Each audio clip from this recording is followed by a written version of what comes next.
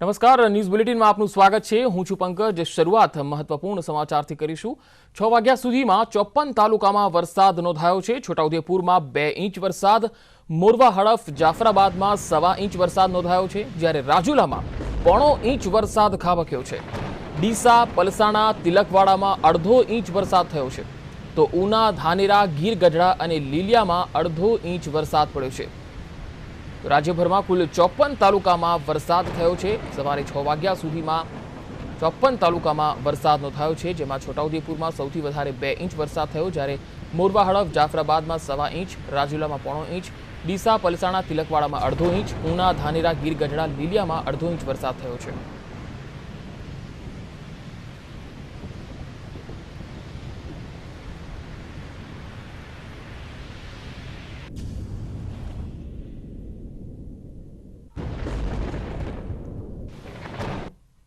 તો વાત કરીશું દ્વારકાની। દ્વારકાના દરિયામાં પણ ભારે કરંટ જોવા મળ્યો। દરિયા કિનારે 10 થી 15 ફૂટ ઊંચા મોજા ઉછળી રહ્યા છે। સમુદ્રમાં માછીમારોને દરિયો નહીં ખેડવાની સૂચના આપવામાં આવી રહી છે। દરિયામાં ભારે પવન ફૂંકાવાની શક્યતા હોવાથી અને ભારે વરસાદની આગાહીના પગલે તંત્ર દ્વારા આ સૂચના આપવામાં આવી છે। 45 થી 55 કિલોમીટરની ઝડપે પવન દરિયા કિનારે ફૂંકાવાની શક્યતા છે, એટલા માટે જ માછીમારોને દરિયો નહીં ખેડવાની સૂચના અપાઈ છે।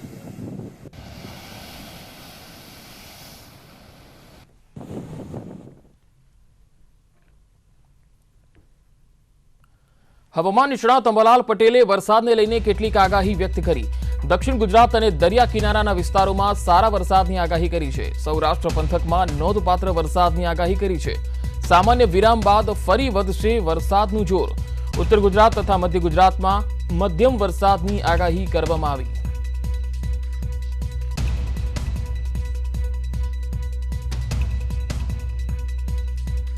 અન્ય ભાગોમાં વધતો ઓછો વરસાદ થવાની શક્યતા છે, પરંતુ ખાસ કરીને આ વરસાદ દક્ષિણ ગુજરાતના ભાગો અને દરિયા કિનારાના ભાગોમાં ભારે થવાની શક્યતા છે।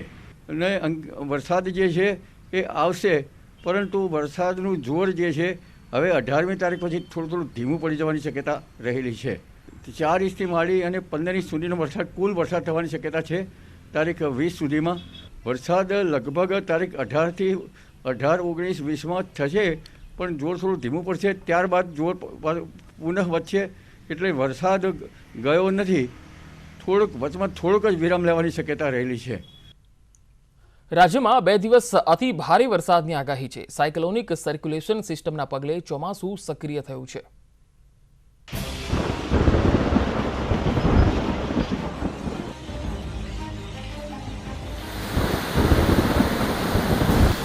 રાજ્યમાં ધમાકેદાર ઇનિંગ શરૂ થઈ ગઈ છે।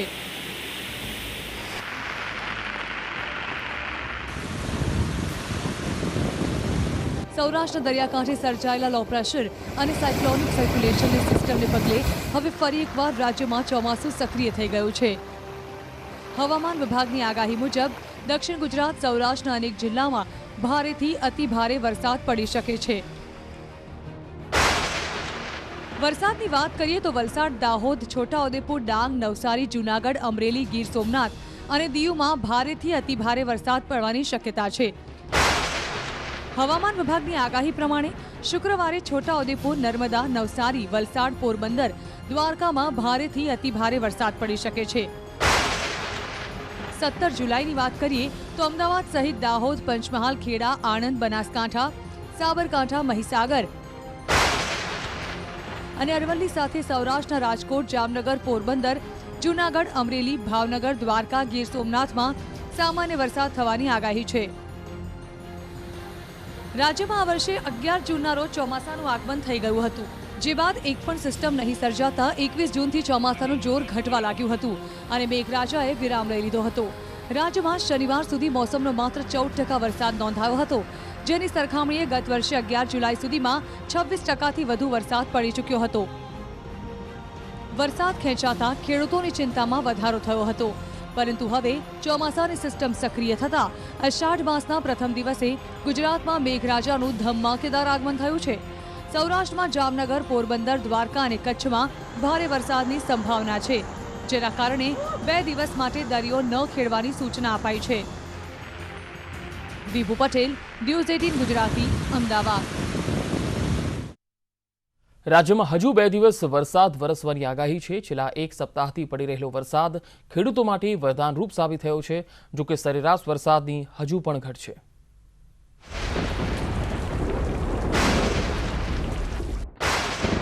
છેલ્લા 1 સપ્તાહથી રાજ્યમાં ફરી એક વખત વરસાદી માહોલ સર્જાયો. ખરીફ સિઝન માટે આ વરસાદ વરદાન સ્વરૂપ છે. રાજ્યના મોટાભાગના વિસ્તારમાં જ્યારે ઊભા પાકને પિયતની જરૂર હતી એવા સમયે જ મેઘરાજા મહેરબાન થતાં ખેડૂતોમાં ખુશીની લહેર છે. રાજ્યમાં અત્યાર સુધીમાં સિઝનનો સરેરાશ 20.09% વરસાદ વરસી ચૂક્યો છે. દ્વારકા અને આણંદ જિલ્લામાં 30%થી વધુ વરસાદ નોંધાયો છે. 12 જિલ્લામાં 20%થી વધુ વરસાદ છે, જ્યારે એકમાત્ર તાપી જિલ્લો એવો છે જ્યાં હજુ પણ 10%થી ઓછો વરસાદ છે.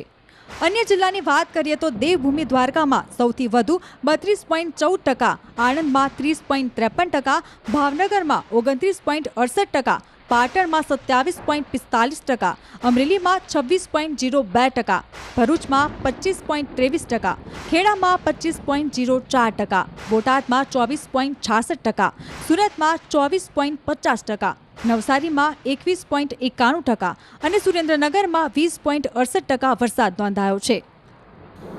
ઝોન પ્રમાણે અત્યાર સુધીમાં નોંધાયેલા વરસાદ પર નજર કરીએ તો કચ્છમાં સૌથી વધુ 23.33%, સૌરાષ્ટ્રમાં 21.07%, દક્ષિણ ગુજરાતમાં 19.58%, મધ્ય ગુજરાતમાં 18.98% તથા ઉત્તર ગુજરાતમાં સૌથી ઓછો 17.93% વરસાદ નોંધાયો છે. જોકે અત્યાર સુધીની સ્થિતિ પ્રમાણે રાજ્યમાં હજુ પણ 30%થી પણ વધુ વરસાદની ઘટ છે. સિઝનમાં અત્યાર સુધીમાં સરેરાશ પડવો જોઈએ એના કરતાં ઓછો વરસાદ પડ્યો છે. આ જ કારણ છે કે રાજ્યના જળાશયોમાં પાણીની આવક ઓછી છે. કુલ 207 જળાશયમાંથી માત્ર 4 જળાશયમાં 90%થી પણ વધુ પાણીનો જથ્થો છે. 24 ડેમ 50%થી 89% ભરાયેલા છે. 61 ડેમ 25થી 49% ભરાયેલા છે, જ્યારે 99 ડેમ 1થી લઈ 24% ભરાયેલા છે. તો 19 ડેમ તો એવા છે જ્યાં 1%થી પણ ઓછું પાણી છે, એટલે કે ખાલીખમ છે. પરંતુ જે પ્રકારે મેઘરાજાએ છેલ્લા 3 દિવસથી મંડાણ કર્યા છે એને જોતા લાગી રહ્યું છે કે ટૂંક સમયમાં ગુજરાતના જળાશયો છલોછલ ભરાશે. Bureau report, news 18 Gujarati. પ્રધાનમંત્રી આજે ગુજરાતમાં અલગ અલગ વિકાસ કાર્યોનું લોકાર્પણ કરશે. સાંજે 4:30 વાગ્યે અલગ અલગ વિકાસ કાર્યનું લોકાર્પણ છે. પ્રધાનમંત્રીએ ટ્વીટ કરીને આ જાણકારી આપી છે. પર્યાવરણ, પ્રકૃતિ, રેલવે અને વિજ્ઞાનને લગતા પ્રોજેક્ટનું લોકાર્પણ કરશે.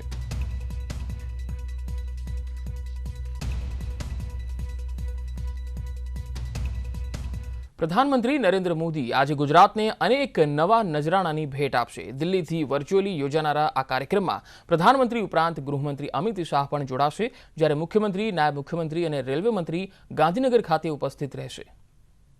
ट्रेन चलती रहेगी, ट्रेन के ऊपर आसमान पूरा खुला पड़ा है, उसमें से इनकम करो और रेलवे को अच्छी करो. ગુજરાતને મળવા જઈ રહી છે વધુ કેટલીક ભેટ.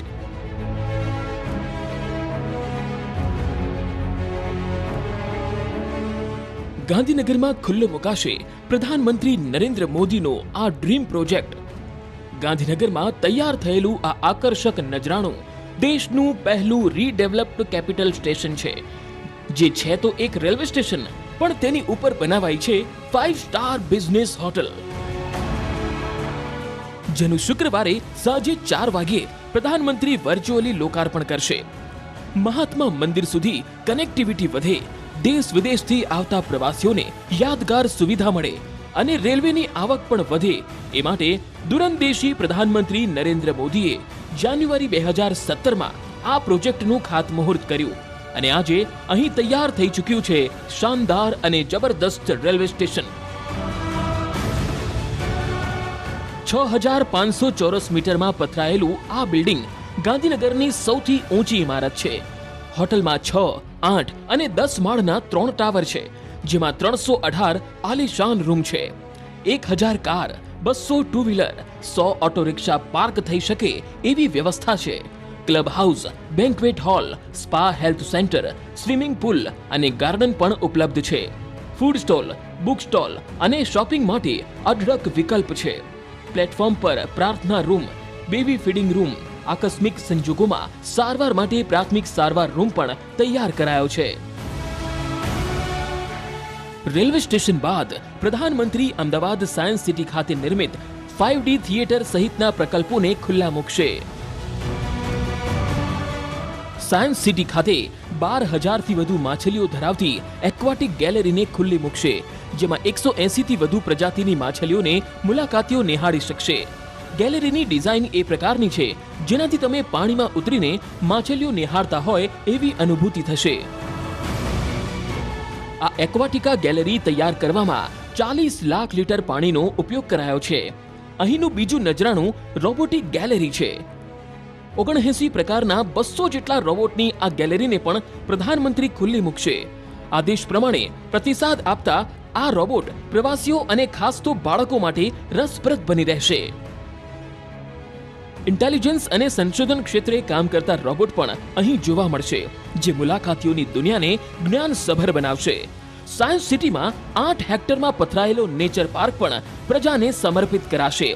આ નેચર પાર્કમાં બનેલા તળાવમાં બોટિંગની મજા પણ માણી શકાશે. બાંબુની બનેલી ટનલ એક અલગ જ અહેસાસ આપશે. અનોખો રોમાંચ અને એડવેન્ચરનો અનુભવ થશે. નેચર પાર્કમાં ઓક્સિજન પાર્ક, બટરફ્લાય પાર્ક સહિત અલગ અલગ 15 નજરાણા છે.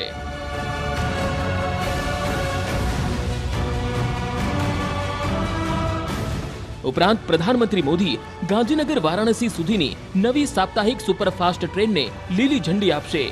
ગાંધીનગરથી વરેઠા વચ્ચે મેમુ ટ્રેન સેવાની શરૂઆત કરાવશે. સુરેન્દ્રનગર પીપાવા વચ્ચે 266 કિલોમીટર રેલવે વિદ્યુતીકરણ કામગીરીનું લોકાર્પણ થશે. વડનગર રેલવે સ્ટેશન સહિત મહેસાણા વરેઠા વચ્ચે બ્રોડગેજ રેલવે લાઇન તથા વિદ્યુતીકરણનું લોકાર્પણ કરાશે. આમ શુક્રવારના દિવસે પ્રધાનમંત્રી પોતાના ગૃહ રાજ્ય ગુજરાતને અલગ અલગ 8 ઉપહાર ભેટમાં આપશે, જેની તમામ તૈયારીઓ પૂર્ણ કરી લેવામાં આવી છે.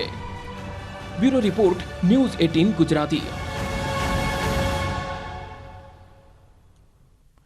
આગળ વધુ સમાચાર. આરટીઓમાં ટેસ્ટ ટ્રેક શરૂ રાખવાનો સમય બદલાયો છે, જેના કારણે સમયસર અરજદારોને એપોઇન્ટમેન્ટ મળી રહે. અમદાવાદ આરટીઓમાં ડ્રાઇવિંગ ટેસ્ટ માટેનો સમય વધારવામાં આવ્યો છે.